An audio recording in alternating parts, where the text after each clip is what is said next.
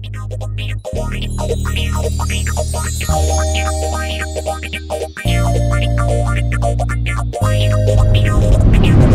得曾经有位同学问过麻将哥一个问题：老师，火药是我们中国的老祖宗发明的，为什么西方人却用这个能够把武力变得这么强？再说了，古代的那个火枪啊，比弓箭差得多，西方人是怎么赢的呢？过去几个世纪啊，西方列强崛起有许多盘根错节的原因啊，比如嘞，这个战争影响政治，政治影响制度，制度影响生产，生产影响创新啊，创新又影响战争啊，或者反过来影响啊，以此推类了。总之，成功的理由很多啊。有兴趣的朋友嘞，可以去看中央电视台那部这个教育片啊，《大国崛起》，里面诉说的这个很客观啊，很详细。麻将哥嘞就在这里就不给你上历史课了。在这里啊，我们就来针对这个学生所问的武器方面的问题啊，来分析一下几个这个西洋崛起简单的道理啊。你们看呢，从16世纪开始啊，西洋人呢普遍的开始把火药当武器啊，但当时他们用的火枪呢，或者中国人当时叫这个鸟铳，跟传统的弓箭比起来啊，有以下几个劣势：火枪比弓箭重，拿着累啊，这个开枪的时候呢还需要一个支架啊，火枪呢射程不到100米，相较下呢。这个英国的长弓呢，可以射365米，啊，当时呢枪平均1分钟啊发射1到2次，而弓箭呢1分钟可射3到5次。那时候的枪呢遇到这个强风啊下雨啊，那就点不着了，所以这个武器也暂时就作废了。弓箭呢就没有这样的约束。那么呢，怎么火枪从大航海时代开始啊，就帮着欧洲殖民者称霸天下呢？我们就从这个小差异啊，来反映西方人崛起的几个简单又粗暴的秘诀，不只用在武器上，而是整个社会的竞争力上。先说火枪呢，比这个弓箭啊，复制简单。以前没什么高科技啊，打仗靠的就是人命啊，这个技术跟这个武器。一个好的弓箭手可能从小就要开始练啊，临时上阵呢，最快也要学2个多月啊，这是有历史记载的。就说长弓啊，你就算会射，也未必拉得开，因为呢这个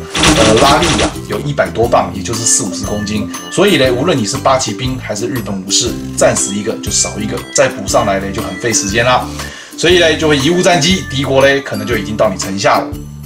相较之下呢，火枪兵呢在积极的训练下，可能10天呢就可以上手啦，会瞄准扣扳机之后呢，进步的火枪还可以上刺刀啊，枪装上刺刀的长度啊比这个身高还长，用起来就跟这个长矛很像。你想啊，连个农夫都会用长矛这个简单的武器啊，要训练这些士兵呢这个刺杀也不是一个很难的事。当时打仗无论是用火炮还是冷兵器啊，都是站着一排一排死了前排呢后排上，打光了就看谁有能力在短时间之内呢再恢复战斗力。其实呢说的就是比这个复制能力。先不说火枪跟弓箭这2个武器复制的如何，就说使用武器的士兵，显然用火枪的人可以复制快得多，所以他们的战斗力就可以迅速的恢复。好像一个游戏里面这个人遇到敌人打他你给他充值，他的 HP 一下子恢复这个玩家当然是势如破竹啦，一下就破关啦。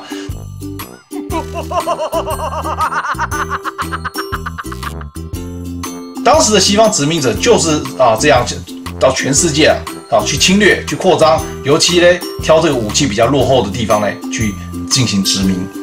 再来说火枪可以大众化譬如呢善于骑射的苏族印第安人小男孩要到用弓箭射杀一头野牛那才能算得上是成年了，证明呢他的体力或者杀伤力呢过关了，可以参与打仗了。那么你想老弱妇孺因为没有这个体力都可以一边凉快去了。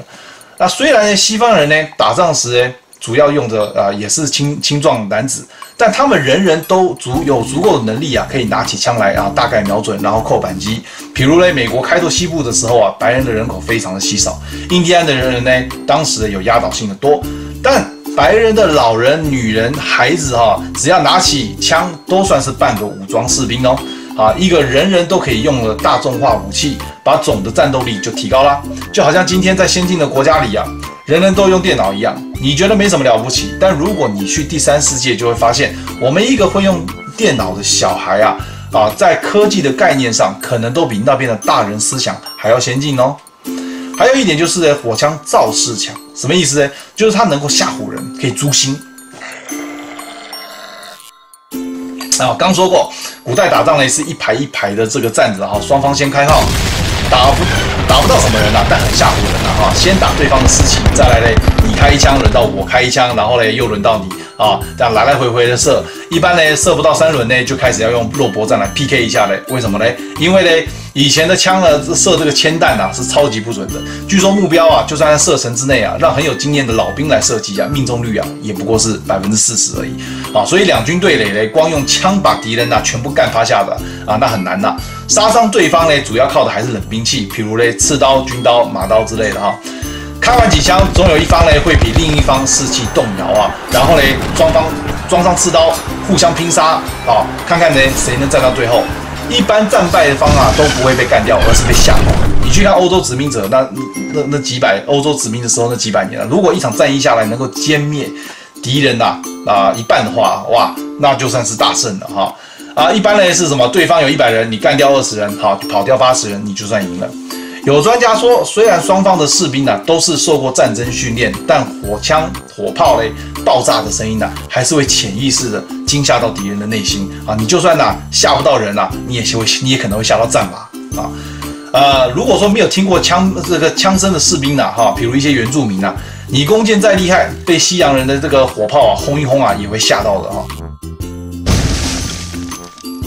所以这个武器造势是很厉害的。最后呢，火枪的进步空间大，弓箭其实就是箭搭在弓上，拉弓射出去，步骤简单，杀伤力也就那样了。除非你是三国的黄忠百步穿杨但这种人很少啦。再看火枪呢，在15世纪刚开始使用的时候麻烦得很。到了16世纪的时候，荷兰人呢就把这个总结了这个步骤将这个分为38个步骤。明朝的戚继光抵抗倭寇又将这个武器的使用简化了11个步骤。然后西方人又加以改进，把这个鸟铳变成了效率比较高的 musket。就这样用了几百年，一直用到了19世纪的南北战争的时候。后来再把枪管子加个这个螺旋就是这个来福线成了来福枪。那个杀伤力、准确度跟子弹的连发次数，在历史上呢就彻底的把弓箭给淘汰掉了，同时也奠定了今天所用的枪的基本结构。再后来延伸出什么散弹枪机关枪、冲锋枪那就不用比了。现在我们再回头看看刚刚说的那4样简单又粗暴的制胜法宝你再想想今天称霸天下的大企业比如麦当劳、星巴克、威尔玛、可口可乐、宜家等哪一个不是用简单的方法去复制产品跟员工？而他们对于员工的要求以及他们这个产品所针对的消费者都是很大众化，一般老百姓呢都可以加入他们的阵营，或者呢变成他们的消费者。再说造势你看可乐的广告都是洗脑广告深入文化。以前呢，甚至有个中国的小朋友问麻将哥，圣诞老人是不是可口可乐塑造出来的人物造势就是他们的枪声，深入你心，你就算没喝过可乐，也知道它的存在。这些企业也很聪明给自己的进步空间很大，从不卖单一产品。比如呢，可乐延伸出一堆其他类别的可乐譬如说什么这个樱桃可乐这个 Diet Coke 还有KFC 明明是卖炸鸡的，但到了中国他们用同一种模式